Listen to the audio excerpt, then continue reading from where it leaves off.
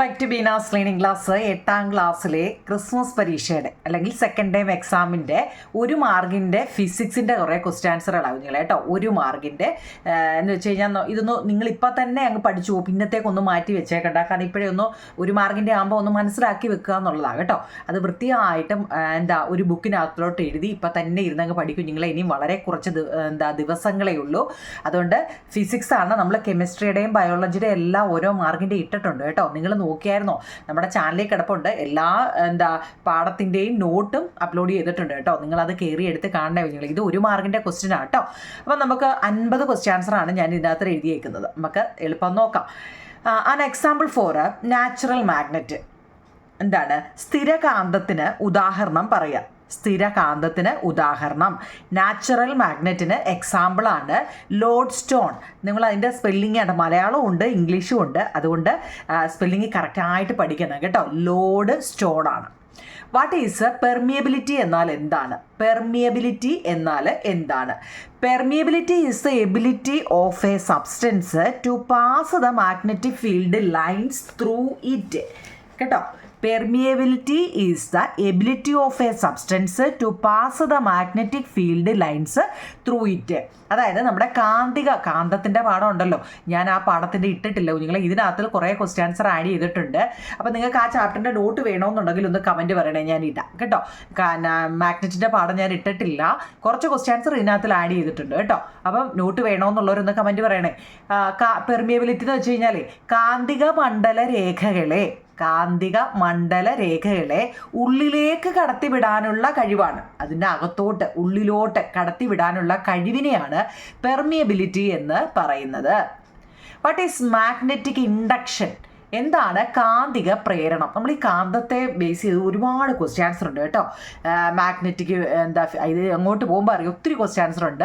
അതിലൊന്നാമത്തെ കാന്തിക പ്രേരണം അല്ലെങ്കിൽ magnetic induction എന്നാൽ എന്താണ്? The phenomenon of a substance acquiring magnetism due to the presence of a magnetic is known as magnetic induction. വായിക്കാൻ പറ്റുന്നുണ്ടോ? കാണാൻ പറ്റുന്നുണ്ടോ? എന്താ കുഞ്ഞുങ്ങളെ?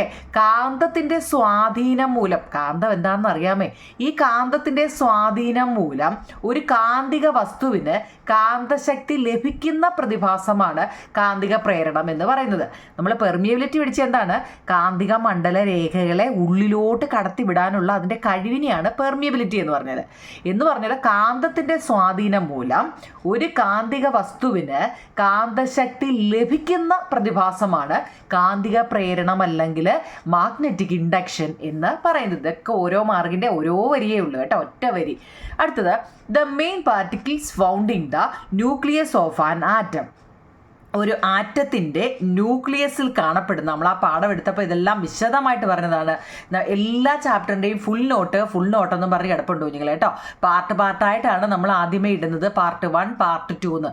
ഇനി നോട്ട് ഫുള്ള് വേണ്ടുന്നവർക്ക് ചാപ്റ്റർ ഫുള്ളെന്നും പറഞ്ഞ് നിങ്ങൾ ആ ചാനൽ എടുത്ത് നോക്കുമ്പോൾ അറിയാം ഏത് ചാപ്റ്ററിൻ്റെ ആണോ ഫുൾ നോട്ട് വേണ്ടത്. നോട്ട് ഫുള്ളെന്നും പറഞ്ഞൊക്കെ എഴുതി വെച്ചിട്ടുണ്ട്, നിങ്ങൾ ഓരോന്നൊന്ന് എടുത്ത് നോക്കുമ്പോൾ മനസ്സിലാവും.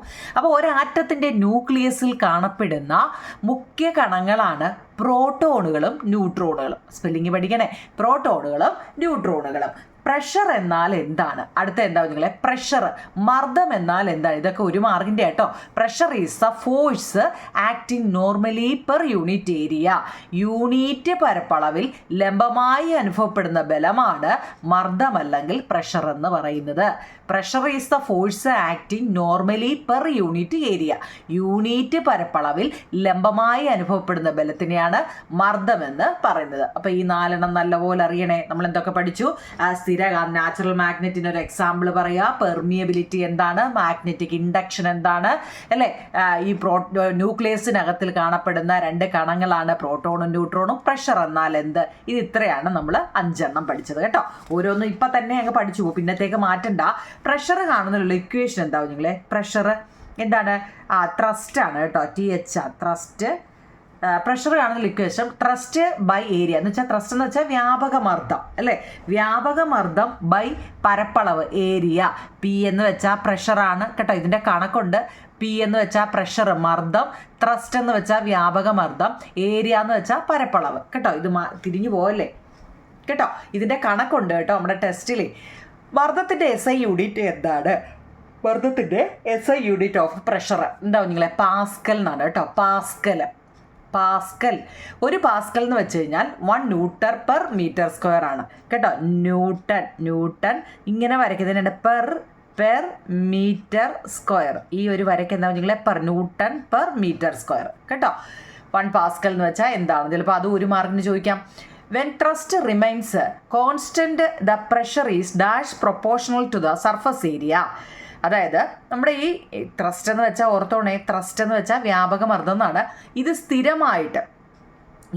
സ്ഥിരമായിരിക്കുന്ന സന്ദർഭങ്ങളിൽ മർദ്ദം പരപ്പളവിന് ഏത് അനുപാതത്തിലായിരിക്കുമെന്ന് ചോദിക്കും കേട്ടോ. ചോദ്യം നല്ലപോലെ മനസ്സിലാക്കണേ നിങ്ങളെ. വ്യാപക മർദ്ദം സ്ഥിരമായിരിക്കുന്ന സന്ദർഭങ്ങളിൽ നമ്മുടെ മർദ്ദം, ഈ പ്രഷർ ഉണ്ടല്ലോ, ഇത് പരപ്പളവിന് ഏത് അനുപാതത്തിലായിരിക്കും? ഏതാ? ഇൻവേഴ്സിലായിരിക്കും കേട്ടോ. വിപരീത അനുപാതത്തിലായിരിക്കും. ഇൻവേഴ്സ്ലി പ്രൊപ്പോർഷണൽ, വിപരീത അനുപാതത്തിലായിരിക്കും. പ്രതല പരപ്പളവ് കുറയുമ്പോൾ മർദ്ദം എന്താണ് ചെയ്യുന്നത്? പ്രതല പരപ്പളവ് എന്ന് വെച്ചാൽ സർഫസ് ഏരിയ ഡിക്രീസ് ആകുമ്പോൾ പ്രഷർ ഇൻക്രീസ് ആവുകയാണ്. ഇതൊക്കെ നല്ലപോലെ പഠിക്കണേ. ഇതിലെ കുറേ ചോദ്യങ്ങളുണ്ട് അതിനകത്ത്. ഞാൻ ഇത് 1 മാർക്ക് ആയതുകൊണ്ടാണ് ഇങ്ങനെ എഴുതിയേക്കുന്നത്. അല്ലാതെ ക്വസ്റ്റ്യൻ ആൻസറിലൊക്കെ ഇങ്ങനെയുള്ള ചോദ്യങ്ങൾ ഒരുപാട് വന്നിട്ടുണ്ട്.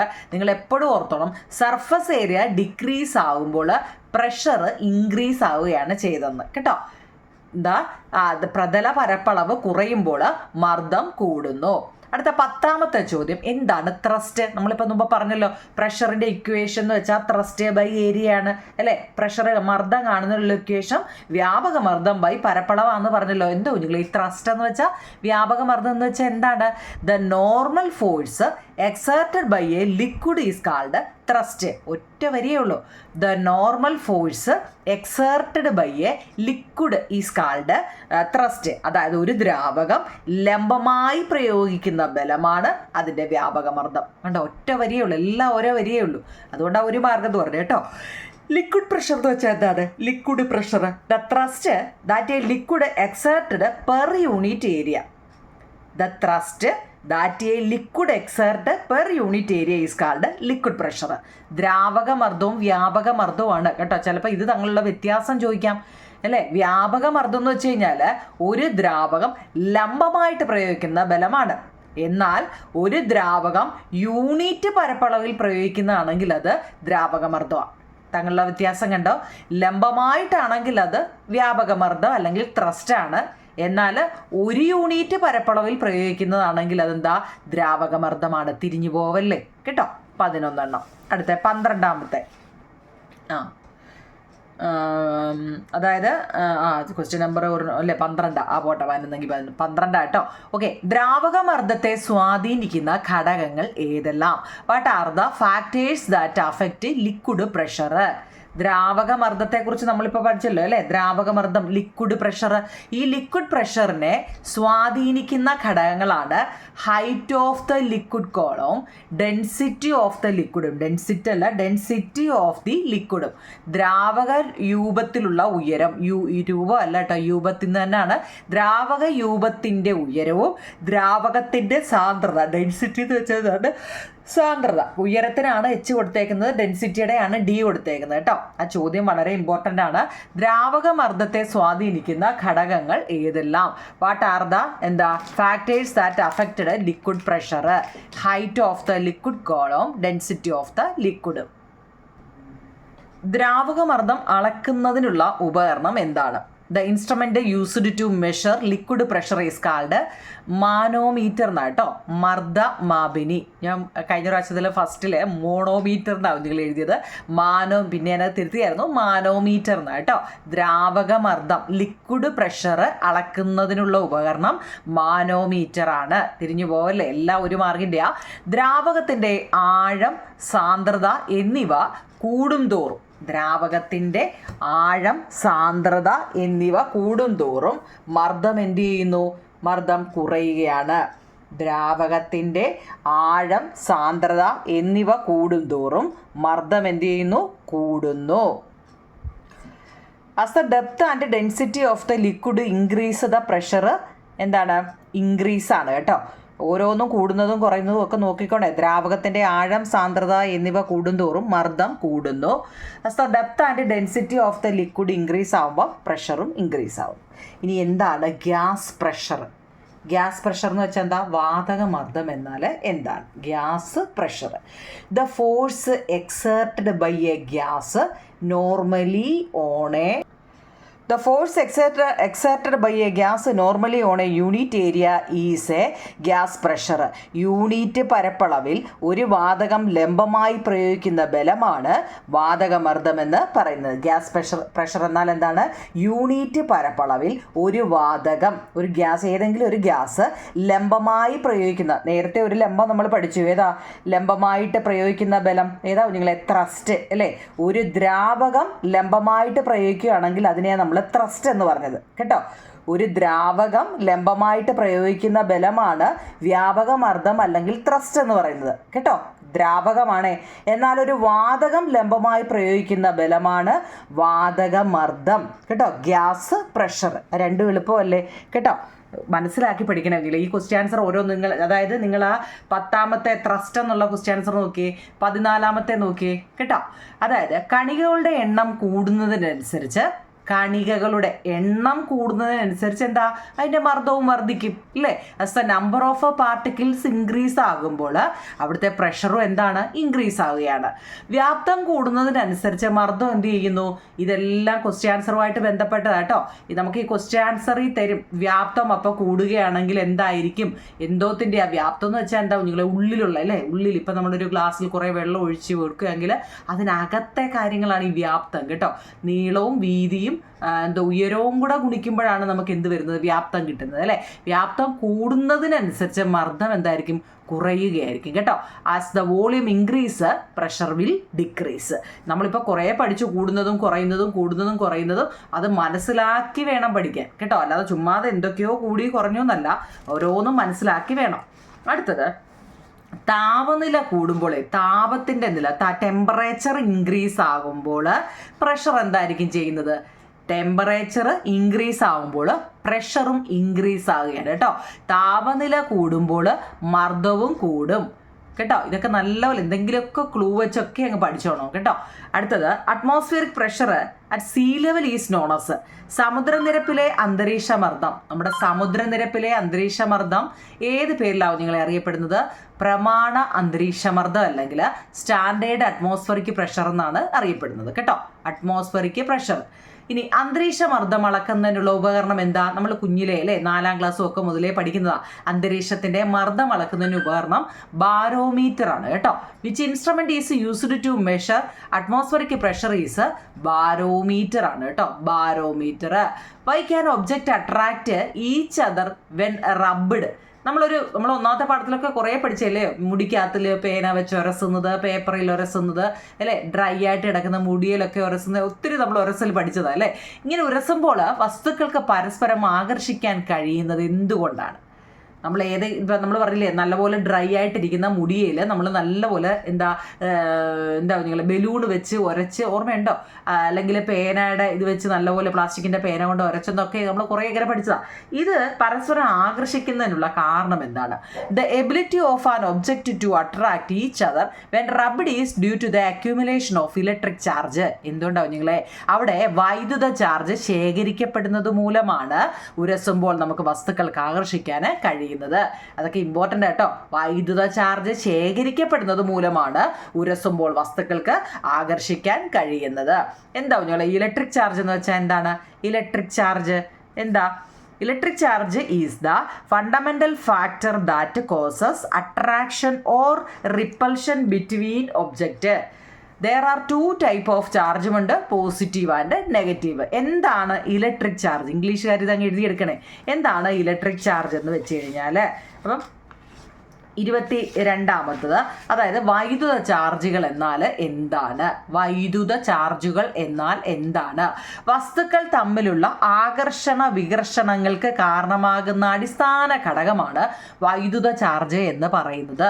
വസ്തുക്കൾ തമ്മിലുള്ള ആകർഷണവും ഉണ്ട് അല്ലേ, അട്രാക്ഷനും ഉണ്ട്, റിപ്പലും ഉണ്ട് അല്ലേ. ആകർഷണവും വികർഷണവുമായിട്ടുള്ള റിപ്പൽഷനും അട്രാക്ഷനുമായിട്ടുള്ള അടിസ്ഥാന ഘടകമാണ് എന്താ പറഞ്ഞത്? ഇലക്ട്രിക് ചാർജ് അല്ലെങ്കിൽ വൈദ്യുത ചാർജ് എന്ന് പറയുന്നത് 2 വിധമുണ്ട്, പോസിറ്റീവ് ഉണ്ട്, നെഗറ്റീവ് ഉണ്ട്. What are the main particles in an atoms? ആറ്റത്തിലെ പ്രധാന കണങ്ങൾ ഏതെല്ലാം കുഞ്ഞുങ്ങളെ? ആറ്റത്തിലെ ഏതാ? Proton, neutron, electron. കേട്ടോ, ഏതൊക്കെയാണ്? ആറ്റത്തിനകത്തിലെയാണ്. ആ പാഠത്തിൽ തന്നെ നമ്മളിത് വിശദമായിട്ട് പഠിച്ചതാണ്. ആറ്റത്തിനുള്ളിൽ ആരൊക്കെയുണ്ട്? Proton, neutron, electron. The central part of an atom is the nucleus. What are the main particles in the nucleus? ന്യൂക്ലിയസിലെ പ്രധാന കണങ്ങൾ. നമ്മൾ ആറ്റത്തിനകത്ത് 3 ഉണ്ട്. എന്താ? Neutron, proton, electron. ആറ്റത്തിനകത്താണേ. എന്നാൽ ന്യൂക്ലിയസിനകത്ത് ആരൊക്കെയുണ്ട്? ന്യൂക്ലിയസിനകത്ത് പ്രോട്ടോണും ന്യൂട്രോണും മാത്രമേ ഉള്ളൂ. കേട്ടോ, ന്യൂക്ലിയസിനുള്ളിൽ എന്താ? തിരിഞ്ഞു പോകല്ലേ, പ്രോട്ടോണും ന്യൂട്രോണും മാത്രമേ ഉള്ളൂ. ആറ്റത്തിൽ 3 ഉണ്ട്, ന്യൂക്ലിയസിൽ 2 ഉള്ളൂ. What is the charge of these particle? നമ്മൾ ഈ പറഞ്ഞ പാർട്ടിക്കിൾസ് അതിലൊക്കെ ഏതൊക്കെ ചാർജുകളാവും നിങ്ങളെ? പ്രോട്ടോണുകൾക്ക് പോസിറ്റീവ് ചാർജാണ്. ന്യൂട്രോണുകൾക്ക് ചാർജുകളൊന്നുമില്ല. Neutron no. Proton P. Clue ആണ്. പ്രോട്ടോണിന് positive charge P, neutron no charge. ഇലക്ട്രോണിന് നെഗറ്റീവ്. കേട്ടോ, അടുത്ത what revolves around the nucleus. ന്യൂക്ലിയസിന് ചുറ്റും സഞ്ചരിക്കുന്ന ആറ്റത്തിലെ കണം ഏതാണ്? ന്യൂക്ലിയസിനകത്ത് ഇങ്ങനെ അല്ലേ, പടം തന്നെ ടെസ്റ്റ് കൊടുത്തിട്ടുണ്ട്. ഈ ന്യൂക്ലിയസിന് ചുറ്റും സഞ്ചരിക്കുന്ന ആറ്റത്തിലെ കണങ്ങൾ ഏതെല്ലാമാണ്? ഇലക്ട്രോണാണ്. കേട്ടോ, ഇലക്ട്രോണ്. അടുത്ത വാട്ട് ഈസ് എർത്തിങ്? എർത്തിങ് എന്നാൽ എന്താണ്? എർത്തിങ്? മലയാളവും എർത്തിങ് കേട്ടോ. എന്താ ഇതിനുപയോഗിക്കുന്ന ചിഹ്നം ഏതാണെന്നുമാണ് നമ്മളോട് ചോദിച്ചത്. അതായത് bringing an object in contact with the earth is called earthing. എൻ്റെ സിമ്പിൾ കണ്ടില് കൊടുത്തിരിക്കുന്നുണ്ട്. എർത്തിങ്ങിൻ്റെ സിമ്പിൾ കണ്ടോ? Indicate earthing. ഒരു വസ്തുവിനെ ഭൂമിയുമായി സമ്പർക്കത്തിൽ കൊണ്ടുവരുന്നതിനെയാണ് എർത്തിങ് എന്ന് പറയുന്നത്. ഒരു വസ്തുവിനെ ഭൂമിയുമായിട്ട് സമ്പർക്കത്തിൽ കൊണ്ടുവരുന്നതിനെയാണ് നമ്മൾ എന്ത് പറയുന്നത്? എർത്തിങ് എന്ന് പറയുന്നത്. ഓക്കെ ആണോ? 27 എണ്ണമായി. അടുത്ത വാട്ട് ആർ ദ, നമ്മൾ എന്തെങ്കിലും ഇലക്ട്രിക് ഒക്കെ എന്തെങ്കിലുമൊക്കെ ചെയ്തുകൊണ്ടിരിക്കുമ്പോൾ കയ്യിൽ ഗ്ലൗസ് ഉപയോഗിക്കുന്നത് നോക്കിയേ. What are the gloves called that the worn for safety അല്ലേ by people who repair mobile phone and electronic ഡിവൈസുകൾ? ഇലക്ട്രോണിക് ഉപകരണങ്ങൾ റിപ്പയർ ചെയ്യുന്നവരും മൊബൈൽ ഫോൺ റിപ്പയർ ചെയ്യുന്നവരും സുരക്ഷയ്ക്ക് വേണ്ടി ധരിക്കുന്ന കയ്യുറയുടെ പേരെന്താണ്? ആൻറ്റി സ്റ്റാറ്റിക് കയ്യുറകൾ എന്നാണ് കേട്ടോ. ആൻറ്റി സ്റ്റാറ്റിക് ഗ്ലൗസ് എന്നാണ്. അടുത്ത സമ്പർക്കരഹിതമായി വസ്തുക്കളെ ചാർജ് ചെയ്യുന്നതിനുള്ള രീതി ഏതാണ്? സമ്പർക്കരഹിതമായി വസ്തുക്കളെ ചാർജ് ചെയ്യുന്ന അതിനുള്ള രീതി ഏതാണ്? പ്രേരണം മുഖേനയുള്ള ചാർജിങ് ആണ് കേട്ടോ. Which method of a charging object without contact? Charging by induction ആണ് കേട്ടോ. പ്രേരണ മുഖേനയുള്ള ചാർജിങ് ആണ് ചാർജിങ് ബൈ ഇൻഡക്ഷൻ. അടുത്ത വാട്ട് ഈസ് ഇലക്ട്രോസ്റ്റാറ്റിക് ഇൻഡക്ഷൻ? എന്താണ് ഇലക്ട്രോസ്റ്റാറ്റിക് ഇൻഡക്ഷൻ എന്ന് വെച്ചാൽ എന്താണ്? Electrostatic induction is the process in which a charged object causes a redistributions of charges in a nearby neutral object without touching it. Charge ചെയ്ത ഒരു വസ്തുവിൻ്റെ സാന്നിധ്യം മൂലം അതിനടുത്തുള്ള ഒരു വസ്തുവിൽ ചാർജുകളുടെ ഒരു പുനഃക്രമീകരണം നടത്തപ്പെടുന്നു. ഇതിനെയാണ് സ്ഥിത വൈദ്യുത പ്രേരണം എന്ന് പറയുന്നത്. ഇലക്ട്രോസ്റ്റാറ്റിക് ഇൻഡക്ഷൻ 2 മാർക്കിനും 3 മാർക്കിനും ചോദിക്കാൻ പറ്റിയൊരു ചോദ്യം നിങ്ങളെ. എന്താണ് ഇലക്ട്രോസ്റ്റാറ്റിക് ഇൻഡക്ഷൻ? ചാർജ് ചെയ്ത ഒരു വസ്തുവിൻ്റെ സാന്നിധ്യം മൂലം അതിനടുത്തുള്ള ഒരു വസ്തുവിൽ ചാർജുകളുടെ ഒരു പുനഃക്രമീകരണം നടത്തപ്പെടുന്നു. ഇതിനെയാണ് സ്ഥിത വൈദ്യുത പ്രേരണം അല്ലെങ്കിൽ ഇലക്ട്രോസ്റ്റാറ്റിക് ഇൻഡക്ഷൻ എന്ന് പറയുന്നത്. ഓക്കെ ആണോ? 30 ക്വസ്റ്റ്യൻ ആയി കേട്ടോ. 31ാമത്തെ name of device which can detect and measure the charge of object. വസ്തുക്കളുടെ ചാർജ് കണ്ടെത്തുന്നതിനും അതിനെ അളക്കുന്നതിനും നമ്മൾ ഒരു ഉപകരണം ഉപയോഗിക്കും. എന്താ? ഇലക്ട്രോസ്കോപ്പ്. കേട്ടോ, വസ്തുക്കളുടെ ചാർജ് കണ്ടെത്തുന്നതിനും അത് അളക്കുന്നതിനും കഴിയുന്ന ഉപകരണമാണ് electroscope. Name the device which can detect ചെയ്യുക അല്ലെ മെഷർ ചെയ്യുക അല്ലെ the charge of object. Electroscope. 31 എണ്ണമായി. അടുത്ത 32ാമത്തെ ചോദ്യം what is the causes of capacitor? എന്താ നിങ്ങൾ ഈ കപ്പാസിറ്റർ എന്ന് വെച്ച് കഴിഞ്ഞാൽ കപ്പാസിറ്ററിന്റെ ഉപയോഗം എന്തൊക്കെയാണ്? യൂസസ് ഉപയോഗമാണ് ചോദിച്ചത്. A capacitor is A device for storing electric charge. വൈദ്യുത ചാർജ് സംഭരിക്കുന്നതിനുള്ളൊരു സംവിധാനമാണ് ഏതാണ്? കപ്പാസിറ്റർ. വൈദ്യുത ചാർജ് സംഭരിക്കുന്നതിനുള്ള ഒരു സംവിധാനമാണ് കപ്പാസിറ്റർ. കേട്ടോ, വാട്ട് ഈസ് എന്താണ് കപ്പ? അടുത്ത പേര് നോക്കണേ, കപ്പാസിറ്റൻസ് ആണ് കേട്ടോ. മറ്റേത് കപ്പാസിറ്റർ ആണ്, ഇത് കപ്പാസിറ്റൻസ് ആണ്. ഇംഗ്ലീഷ് മലയാളം ഉണ്ട്, നിങ്ങൾ നോക്കണേ. എന്താണ് കപ്പാസിറ്റൻസ് എന്ന് വെച്ചാൽ the ability of a capacitor to store charge is called capacitance. എൻ്റെ SI യൂണിറ്റ് ഫാരഡ് ആണ് കേട്ടോ. ഒരു കപ്പാസിറ്ററിൻ്റെ, നമ്മൾ കപ്പാസിറ്റർ എന്താണെന്ന് പഠിച്ചല്ലോ, വൈദ്യുത ചാർജ് സ്റ്റോർ ചെയ്ത് വെക്കുന്നതാണ് കപ്പാസിറ്റർ അല്ലേ. ഈ കപ്പാസിറ്ററിൻ്റെ ചാർജ് സംഭരിക്കാനുള്ള ശേഷി വേണമല്ലോ അല്ലേ. ഇത് സ്റ്റോർ ചെയ്ത് വെക്കണമെങ്കിൽ അതിനൊരു സംഭരിക്കാനുള്ളൊരു ശേഷി വേണം. ഈ ശേഷിയാണ് നമ്മൾ എന്ത് പറയുന്നത്, കപ്പാസിറ്റൻസ് എന്ന് പറയുന്നത്. ഇതിൻ്റെ SI യൂണിറ്റ് ഫാരഡ് എന്നാണ് കേട്ടോ. ഇംഗ്ലീഷ് മലയാളം ഉണ്ട്. ഫാരഡ് എന്നാണ് ഇതിൻ്റെ SI യൂണിറ്റ്. അടുത്ത, what are 2 ways to protect yourself from lightning? നമ്മൾ ഇടിമിന്നലിൽ നിന്ന് രക്ഷ നേടുന്നതിനുള്ള 2 മാർഗങ്ങൾ എന്തെല്ലാം? ഇടിമിന്നലിൽ നിന്നും രക്ഷ നേടുന്നതിനുള്ള 2 മാർഗങ്ങൾ എന്തെല്ലാം? ഒന്ന് ലൈറ്റനിങ് അറസ്റ്റർ, ലൈറ്റനിങ് കണ്ടക്ടർ അല്ലേ. ലൈറ്റനിങ് കണ്ടക്ടർ എന്ന് വെച്ചാൽ എന്താണ്? മിന്നൽ രക്ഷാചാലകം വെക്കും നമ്മൾ വലിയ വലിയ ബിൽഡിങ്ങിൻ്റെ ഒക്കെ മണ്ടേ വെച്ചേക്കുന്നതാണ് അല്ലേ. പിന്നെയോ ലൈറ്റനിങ് അറസ്റ്റർ കേട്ടോ. ഇത് 2 ഒന്ന് പഠിച്ചു വെച്ചേക്കണം. കാന്തങ്ങൾ ഉപയോഗപ്പെടുത്തുന്നത് ഏതെല്ലാം സന്ദർഭങ്ങളിലാണ്? നമ്മുടെ ലാസ്റ്റ് ചാപ്റ്ററിനകത്തിലാണ് ഈ കൂടുതലും കാന്തങ്ങൾ വന്നേക്കുന്നത്. അതുകൊണ്ട് ഞാൻ ഇതിനകത്തിൽ കൂടുതലും വൺ വേർഡും കാന്തങ്ങളുമായിട്ട് ബന്ധപ്പെട്ടതാണ് കേട്ടോ. അപ്പം നമ്മുടെ ചാപ്റ്ററിൽ ഫിസിക്സിൻ്റെ നിങ്ങളൊരു കാര്യം ചെയ്യണം. ഫിസിക്സിൻ്റെ ഫുൾ ചാപ്റ്റർ, ഇപ്പോൾ ഒന്നാമത്തെ ചാപ്റ്ററിൻ്റെ ഫുൾ ചാപ്റ്റർ, രണ്ടാമത്തെ പാഠത്തിൻ്റെ ഫുൾ ചാപ്റ്റർ എന്നും പറഞ്ഞ് കൊടുത്തിട്ടുണ്ടല്ലോ. അതിനകത്തിലൊക്കെ വൺ വേർഡുകളെല്ലാം വരുന്നുണ്ട് കേട്ടോ. എല്ലാ വൺ വേർഡുകളും കൂടി ഇട്ടാണ് ഞാൻ ഈ ചാപ്റ്റർ ഫുള്ളെന്നും പറഞ്ഞിടുന്നത് കേട്ടോ. അപ്പം നിങ്ങൾ അതും കൂടെ നോക്കണേ കേട്ടോ. ഇത് മാത്രം 1 മാർക്കിൻ്റെ മാത്രം നോക്കിയിരിക്കരുത്. കാന്തങ്ങൾ ഉപയോഗപ്പെടുത്തുന്നത് ഏതെല്ലാം കാര്യത്തിനാവും നിങ്ങളെ? സ്പീക്കറുകളിൽ അല്ലേ. നമുക്ക് എളുപ്പം അറിയാൻ പറ്റുന്ന കാര്യം സ്പീക്കറാണ്. പിന്നെ ഹെഡ്ഫോൺ, എല്ലാവരും ഇപ്പം ചെവിയിലുണ്ടല്ലോ ഹെഡ്ഫോണ്. അതുപോലെ MRI സ്കാൻ ഉണ്ടല്ലോ, അത് കാന്തമാണ് കേട്ടോ. ടോയ്സ്, കളിപ്പാട്ടങ്ങൾ, നമുക്ക് ഇഷ്ടമുള്ള ഏതെങ്കിലും ഒരു 3 പേര് പഠിച്ചു വെച്ചിട്ടുണ്ട് കാന്തം ഉപയോഗിക്കുന്നത് കേട്ടോ. അടുത്തത്, what are A natural magnet? എന്താണ് സ്വാഭാവിക കാന്തങ്ങൾ എന്നാൽ എന്താണ്? നാച്ചുറൽ മാഗ്നറ്റ് എന്നാൽ എന്താണ്? Natural magnet are the magnet that R obtained directly from nature. പ്രകൃതിയിൽ നിന്നും നേരിട്ട് ലഭ്യമാകുന്ന കാന്തങ്ങളാണ് സ്വാഭാവിക കാന്തങ്ങൾ എന്ന് പറയുന്നത്. നമ്മുടെ പ്രകൃതിയിൽ നിന്ന് നമുക്ക് നേരിട്ട് ലഭ്യമാകുന്ന കാന്തങ്ങളെയാണ് നമ്മൾ നാച്ചുറൽ മാഗ്നറ്റ് എന്ന് പറയുന്നത് അല്ലേ. സ്വാഭാവികമായിട്ട് നമുക്ക് അയ്യത്തും മിറ്റത്തും നിന്നൊക്കെ നമുക്ക് കിട്ടുന്നത് അല്ലേ. ഉദാഹരണമാണ് ലോഡ് സ്റ്റോൺ. എന്താണ് ലോഡ് സ്റ്റോൺ? എന്നാൽ ആർട്ടിഫിഷ്യലായിട്ട് നമ്മൾ ഉണ്ടാക്കിയെടുക്കും കാന്തങ്ങളെ അല്ലേ. അങ്ങനെ ആർട്ടിഫിഷ്യലായിട്ട് ഉണ്ടാക്കുന്നത് ഏതൊക്കെയാവും നിങ്ങളെ? കൃത്രിമ കാന്തങ്ങൾ എന്നാവും അല്ലേ. Artificial magnet are magnet that are made using metal alloys കേട്ടോ. ലോഹസങ്കരങ്ങളൊക്കെ ഉപയോഗിച്ചാണ് കൃത്രിമമായിട്ട് നിർമ്മിക്കുന്ന കാന്തങ്ങളാണ് കൃത്രിമ കാന്തങ്ങൾ എന്ന് പറയുന്നത്. അതിന് ഉദാഹരണം നോക്കിയേ, alnico magnet, ceramic magnet, ferric magnet. ഇതെല്ലാം എന്താണ്? നമ്മൾ ആർട്ടിഫിഷ്യലായിട്ട് ഉണ്ടാക്കുന്ന മാഗ്നറ്റുകളാണ്. ഇത് പരീക്ഷയ്ക്ക് ചോദിക്കുവേ. നമുക്ക് സാധാരണ ഉള്ളത് ലോഡ് സ്റ്റോൺ ആണ് കേട്ടോ. നമ്മുടെ സാധാരണ നാച്ചുറൽ മാഗ്നറ്റിൻ്റെ ഒരു ഉദാഹരണം ചോദിച്ചു കഴിഞ്ഞാൽ ലോഡ് സ്റ്റോൺ ആണ്. പക്ഷെ നമ്മൾ ഉണ്ടാക്കുന്ന മാഗ്നറ്റ് ഉണ്ടോ നിങ്ങൾ? നമ്മൾ ലോഹസങ്കരങ്ങൾ വെച്ചിട്ട് മെറ്റൽ അലോയ്സ് വെച്ചിട്ട് നമ്മൾ കൃത്രിമമായിട്ട് നിർമ്മിക്കുന്ന കാന്തങ്ങളെയാണ് കൃത്രിമ മാഗ്നറ്റ് എന്ന് പറയുന്നത്. ഏതൊക്കെയാണ്? അൽനിക്കോ, സെറാമിക്, അതുപോലെ തന്നെ ഫെറൈറ്റ് കേട്ടോ. ഇനി what elements are used to make alnico magnet? നമ്മൾ ഈ പറഞ്ഞല്ലോ, അൽനിക്കോ മാഗ്നറ്റ് ഉണ്ടാക്കാൻ വേണ്ടി ഉപയോഗിക്കുന്ന ഘടകമൂലകങ്ങൾ ഏതെല്ലാമാണ്? എന്തെല്ലാമാണ് നമ്മൾ അൽനിക്കോ മാഗ്നറ്റ്? ഇപ്പം നമ്മൾ പറഞ്ഞില്ലേ 3 നമ്മൾ ഉണ്ടാക്കിയത്. അപ്പം ഇതിന് എന്തൊക്കെ വേണം? അലൂമിനിയം, നിക്കല്, കൊബാൾട്ട്, അയണ് തുടങ്ങിയവയൊക്കെ വേണം കേട്ടോ. അലൂമിനിയം, നിക്കല്, കൊബാൾട്ട്, ഇരുമ്പ് ഇവയൊക്കെ വേണം. ഇനി നമ്മുടെ ടെസ്റ്റിൽ തന്നെ പലതരം കാന്തങ്ങളെ കുറിച്ച് പഠിക്കുന്നുണ്ട് അല്ലേ.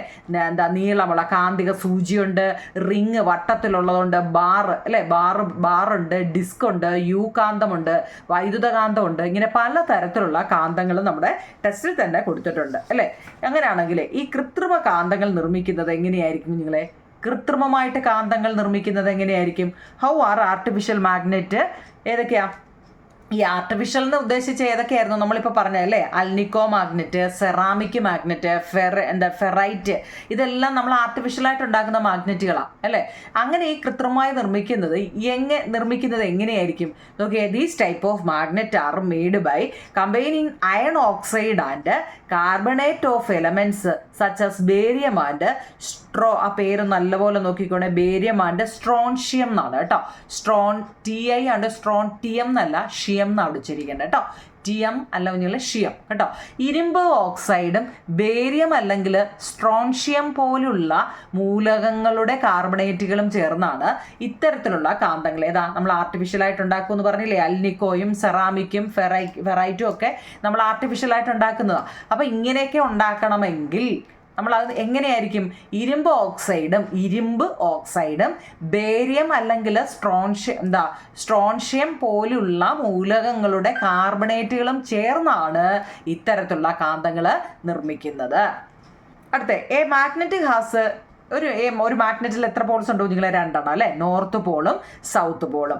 ലൈക്ക് പോൾസ് ഓഫ് മാഗ്നറ്റ് റിപ്പലുമായിരിക്കും, അൺലൈക്ക് പോൾസ് മാഗ്നറ്റ് അട്രാക്റ്റുമായിരിക്കും കേട്ടോ.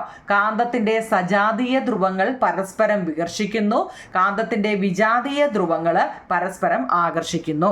അതായത് ഞാൻ നോക്കൂ നിങ്ങളെ, ഇത്രയും വലിയൊരു ബാർ മാഗ്നറ്റ് എൻ്റെ കയ്യിലിരിക്കുക. അപ്പോൾ ഇത് നോർത്തും ഇത് സൗത്തുമാണ്, മനസ്സിലായോ? ഞാൻ ഇതിനെ വീണ്ടും രണ്ടായിട്ട്, ഇത് 2 പീസായിട്ട് ഞാൻ ഇതിനെ അങ്ങ് മുറിച്ചു കേട്ടോ. മുറിക്കുമ്പോഴും എന്താണ് അവിടെ നോർത്തും സൗത്തുമാണ് അവിടെ വരുന്നത് അല്ലേ? അത് മുറിക്കുമ്പോഴും എന്താണ്, 2ആയിട്ട് മുറിക്കുമ്പോഴും ആ 2 ഭാഗം നോർത്തും സൗത്തും ആയിട്ട് വരുന്നത്. എപ്പോഴും ഓർത്തോണം, അതെ, നോർത്തും സൗത്തും ആണെങ്കിൽ മാത്രമേ അവിടെ അട്രാക്ഷൻ നടക്കത്തുള്ളൂ കേട്ടോ. എന്നാൽ ഇപ്പം എന്നും കൂടി എന്തായിരിക്കും, മനസ്സിലായോ? ഇതിപ്പോൾ ഞാനിവിടെ ഒരു കട്ട വെച്ചേക്കുക, ഇവിടെ ഒരെണ്ണം വെച്ചേക്കുക. ഇത് എസ്സും ഇത് എന്നും ആയിക്കോട്ടെ. അടുത്തടുത്ത് എന്നും വന്നെന്ന് വെച്ചു. പക്ഷെ എന്താണ് അവിടെ റിപ്പലാണ്. അവരൊരിക്കലും ആകർഷിക്കത്തില്ല, അവിടെ വികർഷണമാണ് നടക്കുന്നത്.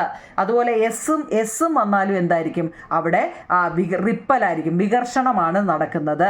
എപ്പോഴും ഒന്നുകിൽ എന്നും എസ്സോ അല്ലെങ്കിൽ എസ്സും എന്നും ഇവർ തങ്ങളിലെ എപ്പോഴും ആകർഷണം അട്രാക്റ്റ് ചെയ്യത്തുള്ളൂ. മനസ്സിലാവുന്നുണ്ടോ നിങ്ങളെ? ഇപ്പം ഇത് NS എന്ന് പറയുന്ന അല്ലേ, അതായത് ഒരു മാഗ്നറ്റ് ആണ്.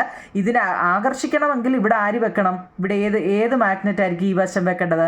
ഇവിടെ N വെച്ചെങ്കിലേ, കാരണം എന്നും കൂടെ ആണെങ്കിലേ അവിടെ എന്ത് ചെയ്യത്തുള്ളൂ, അട്രാക്ഷൻ നടക്കത്തുള്ളൂ കേട്ടോ. അല്ലെങ്കിൽ എന്തായിരിക്കും, റിപ്പലായിരിക്കും. അതാ ഇപ്പം പറഞ്ഞത് കേട്ടോ. What is A magnetic levitation? ആ പേര് നോക്കിക്കോ നിങ്ങളെ, ലെവിറ്റേഷൻ. നിങ്ങളുടെ ടെസ്റ്റിൽ ട്രെയിനിനെ കുറിച്ചൊക്കെ നിങ്ങളൊന്ന് വായിച്ചു നോക്കണം. Train magnetic levitation is the phenomenon where an object is made to float in the air using magnetic force. It happens when the magnetic repulsions or attractions balance the force of gravity. എന്തുവാ? കാന്തിക ശക്തി ഉപയോഗിച്ച്, അത് നല്ലപോലെ നോക്കണമെന്നില്ലേ, കാന്തിക ശക്തി ഉപയോഗിച്ച് ഒരു വസ്തുവിനെ വായുവിൽ നിർത്തുന്ന പ്രതിഭാസമാണ്. വായുവിൽ മജീഷ്യന്മാരൊക്കെ കാണിക്കുമല്ലോ, വായുവിൽ ഇങ്ങനെ നിർത്തുന്ന പ്രതിഭാസമാണ് മാഗ്നറ്റിക് ലെവിറ്റേഷൻ എന്ന് പറയുന്നത് കേട്ടോ. മാഗ്നറ്റിക് ലെവിറ്റേഷൻ, ഈ പേരൊരു വെറൈറ്റി ആട്ടോ. ലെവിറ്റേഷൻ എന്ന് പറയുന്നത് കാന്തിക ശക്തി ഉപയോഗിച്ച് ഒരു വസ്തുവിനെ വായുവിൽ നിർത്തുന്ന പ്രതിഭാസമാണ് മാഗ്നറ്റിക് ലെവിറ്റേഷൻ എന്ന് പറയുന്നത്. ഇനി ഈ കാന്തിക വികർഷണമോ ആകർഷണമോ ഗുരുത്വാകർഷണ ബലത്തെ സന്തുലിതമാക്കുമ്പോഴാണ് ഇത് സാധ്യമാകുന്നത്. ഇത് റിപ്പലായാലും അതുപോലെ അട്രാക്ഷൻ ആയാലും balance the force of gravity ആയിരിക്കും കേട്ടോ. എന്ന് വെച്ചാൽ അവിടെ ഗുരുത്വാകർഷണ ബലത്തെ സന്തുലിതമാകുമ്പോഴാണ് ഇത് സാധ്യമാകുന്നത് കേട്ടോ. ഓക്കെ ആണോ? ഇത് ഇമ്പോർട്ടൻ്റ് ആട്ടോ. മാഗ്നറ്റിക് ലെവിറ്റേഷൻ എന്ന് പറയുന്നത് കേട്ടോ, വായുവിൽ. അടുത്തത് മാഗ്നറ്റിക് മെറ്റീരിയൽ എന്നാൽ എന്താണ്? കാന്തിക വസ്തു എന്നാൽ എന്താ? The material which attract by magnet അല്ലേ? കാന്തങ്ങൾ ആകർഷിക്കുന്ന വസ്തുക്കളെയാണ് നമ്മൾ കാന്തിക വസ്തുക്കൾ എന്ന് പറയുന്നത്. അയണും നിക്കലും കൊബാൾട്ടും ഒക്കെ കാന്തിക വസ്തുക്കളാട്ടോ. അങ്ങനെയാണെങ്കിൽ നേരെ ഓപ്പോസിറ്റ് ആയിരിക്കും നോൺ മാഗ്നറ്റിക് മെറ്റീരിയൽ അല്ലേ? അകാന്തിക വസ്തുക്കൾ എന്ന് വെച്ചാൽ എന്താണ്? The materials which do not attract by magnet. കാന്തങ്ങൾ ആകർഷിക്കാത്ത വസ്തുക്കളെ എന്ത് പറയുന്നു? അകാന്തിക വസ്തുക്കൾ എന്ന് പറയുന്നു. എന്താ നിങ്ങളെ നോക്കണേ, മാഗ്നറ്റൈസേഷൻ മാഗ്നറ്റൈസേഷൻ. കാന്തവൽക്കരണം എന്നാൽ എന്താണ്? കാന്തവൽക്കരണം, മാഗ്നറ്റൈസേഷൻ. അതായത് the process of acquiring magnetism is called magnetisation. കാന്തികത കൈവരിക്കുന്ന പ്രക്രിയയാണ് കാന്തികവൽക്കരണം എന്ന്. കാന്തികത കൈവരിക്കുന്ന പ്രക്രിയയാണ് കാന്തികവൽക്കരണം എന്ന് പറയുന്നത്. റബ്ബിങ്, നമ്മളിങ്ങനെ ഉരസുമല്ലോ, ഈ rubbing a magnetic object with a magnet many times will turn in to a magnet. നമ്മളൊരു കാന്തിക വസ്തുവിനെ കാന്തം കൊണ്ട് അനേകം തവണ ഉരസിയാൽ അതൊരു കാന്തമായിട്ട് മാറുമെന്നാണ് പറയുന്നത്. എന്താണ് മാഗ്നറ്റൈസേഷൻ? കാന്തവൽക്കരണം എന്നാൽ എന്താണ്? അടുത്ത മാഗ്നറ്റിക് ഫീൽഡ് എന്നാൽ എന്താണ്? മാഗ്നറ്റിക് ഫീൽഡ് എന്താ? The space around a magnet where the force of the magnet is experienced is known as magnetic field. The magnetic field consist of a magnetic line of force. കാന്തത്തിനു ചുറ്റും അതിൻ്റെ പ്രഭാവം അനുഭവപ്പെടുന്ന മേഖലയാണ് കാന്തിക മണ്ഡലം എന്ന് പറയുന്നത്. കാന്തത്തിന് ചുറ്റും അതിൻ്റെ പ്രഭാവം, നിങ്ങളുടെ ടെസ്റ്റിൽ ആ പടം ഉൾപ്പെടെ കൊടുത്തിട്ടുണ്ട്. കാന്തത്തിന് ചുറ്റും അതിൻ്റെ പ്രഭാവം അനുഭവപ്പെടുന്ന മേഖലയെ കാന്തിക മണ്ഡലം അല്ലെങ്കിൽ മാഗ്നറ്റിക് ഫീൽഡ് എന്ന് പറയുന്നു. ഈ കാന്തിക മണ്ഡലം കാന്തിക ബലരേഖകൾ നിറഞ്ഞതാണ്. കാന്തിക മണ്ഡലം എന്ന് പറയുന്നത് എന്താണ്? Magnetic line of force. എന്താ ഈ മാഗ്നറ്റിക് ലൈൻ ഓഫ് ബലരേഖകൾ എന്നൊക്കെ വെച്ചാൽ എന്താണ്? എന്താ കുഞ്ഞുങ്ങളെ, അത് താണ്ട പറയുന്നുണ്ട്. കാന്തിക ബലരേഖ എന്നാൽ എന്താണ്? An imaginary line. ഇതൊക്കെ ഒരു സാങ്കല്പിക രേഖയാണ്. നമ്മളൊരു കാന്തത്തിൻ്റെ ഇത് നിങ്ങളുടെ ടെസ്റ്റിൽ കൊടുത്തിട്ടുണ്ട്. ഇങ്ങനെ ഇതൊക്കെ ഒരു സാങ്കല്പിക രേഖയാണ്. നിങ്ങളൊന്ന് നോക്കണം കേട്ടോ. അപ്പം imaginary line indicating the influence of magnetic force and it's direction is the magnetic line of force. കാന്തിക ബലത്തിൻ്റെ സ്വാധീനവും ദിശയും സൂചിപ്പിക്കുന്ന ഒരു സാങ്കല്പിക രേഖയാണ്, ഒരു ഇമാജിനറി ലൈനാണ് ഈ കാന്തിക ബലരേഖ എന്ന് പറയുന്നത്. മാഗ്നറ്റിക് ഫ്ലക്സ് ഡെൻസിറ്റി എന്താണ് അടുത്തത്? എല്ലാം കുഞ്ഞു കുഞ്ഞു ക്വസ്റ്റ്യൻ ആൻസർ, പക്ഷേ ഇഷ്ടം പോലെ മാഗ്നറ്റുമായിട്ട് ബന്ധപ്പെട്ട് ക്വസ്റ്റ്യൻ ആൻസർ ഉണ്ട്. എന്താ കാന്തിക ഫ്ലക്സ് ഡെൻസിറ്റി എന്നാൽ എന്താണ്? The number of magnetic lines of a force passing normal to unit area is the magnetic flux density of the region. Unit പരപ്പളവിൽ കൂടി ലംബമായി കടന്നു പോകുന്ന കാന്തിക ബലരേഖകളുടെ എണ്ണമാണ് കുഞ്ഞുങ്ങളെ ആ സ്ഥാനത്തുള്ള കാന്തിക ഫ്ലക്സിൻ്റെ സാന്ദ്രത എന്ന് പറയുന്നത് കേട്ടോ. നമ്മൾ മാഗ്നറ്റുമായിട്ട് ഇപ്പോൾ ഒത്തിരിയും പഠിച്ചിട്ടുണ്ട് കേട്ടോ. ചക്രങ്ങളില്ലാതെ ഓടുന്ന ട്രെയിനുകളെ നമ്മൾ എന്താ വിളിക്കുന്നത്? ചക്രങ്ങളില്ലാതെ ട്രെയിന് പോകുന്നല്ലോ, മാഗ്ലെവ് ട്രെയിനുകൾ എന്നാണ് പറഞ്ഞത് കേട്ടോ. എന്താ മാഗ്ലെവ്? GPS-ൻ്റെ ഫുൾ ഫോം ഒന്ന് ഗ്ലോബൽ പൊസിഷൻ സിസ്റ്റം കേട്ടോ. 50 ക്വസ്റ്റ്യൻ ആൻസർ ഉണ്ട് നിങ്ങൾ ഇതിനകത്തിൽ. 50 1 മാർക്കിൻ്റെ ക്വസ്റ്റ്യൻ ആണ് ഇതിനകത്തിൽ എഴുതി വെച്ചിരിക്കുന്നത്. നമുക്ക് എന്താ പ്രഷർ ആയാലും മാഗ്നറ്റ് ആയാലും സ്റ്റാറ്റിക്കൽ ഏതായിരുന്നു സ്റ്റാറ്റിക്കൽ ഏതാണ്ട് പറഞ്ഞല്ലോ, ഒത്തിരിയും അല്ലേ, അങ്ങനെ അതെല്ലാം നമ്മുടെ ലിങ്കിൽ കിടപ്പുണ്ട് കുഞ്ഞുങ്ങളെ. എല്ലാ പാഠവും കൂടെ ആയതുകൊണ്ടാണ് ഈ പുകഞ്ഞിരിക്കുന്നത്. ഇത് കാരണം എല്ലാത്തിൻ്റെയും ഞാൻ ഈ പാഠത്തിൻ്റെ ഓരോ മാർക്കിൻ്റെ ഇങ്ങനെ തപ്പിയെടുത്ത് ഇട്ടത് കൊണ്ടാണ്. 50 ക്വസ്റ്റ്യൻ ആൻസർ ഉണ്ട്. നിങ്ങളിത് വൃത്തിയായിട്ട് എഴുതിയെടുത്ത് പഠിക്കുക എന്നുള്ളതാണ് നിങ്ങളുടെ ജോലി കേട്ടോ. അതുപോലെ തന്നെ എന്ത് സംശയം ഉണ്ടെങ്കിലും നമ്മുടെ ചാനലിൽ ഇതിൻ്റെ പാഠം കിടപ്പുണ്ട്. നിങ്ങളതെടുത്ത് നോക്കിയിട്ട് പഠിക്കണം കേട്ടോ. എന്തെങ്കിലും സംശയം ഉണ്ടെങ്കിൽ കമൻറ്റ് ബോക്സിൽ പറ കുഞ്ഞുങ്ങളെ. സമയം കിട്ടുമ്പോൾ ഞാൻ അതിൻ്റെ മറുപടി പറയാം. അപ്പം നിങ്ങൾ ലൈക്കും ഷെയറും കമൻറ്റും സബ്സ്ക്രൈബും ഹൈപ്പും ഒക്കെ ചെയ്യണം കേട്ടോ. ഞാൻ നിങ്ങൾക്ക് ഇത്രയും ചെയ്യുമ്പോൾ നിങ്ങൾ എനിക്കും കൂടി ചെയ്യണം കേട്ടോ. ഓക്കെ കുഞ്ഞുങ്ങളെ, താങ്ക് യു.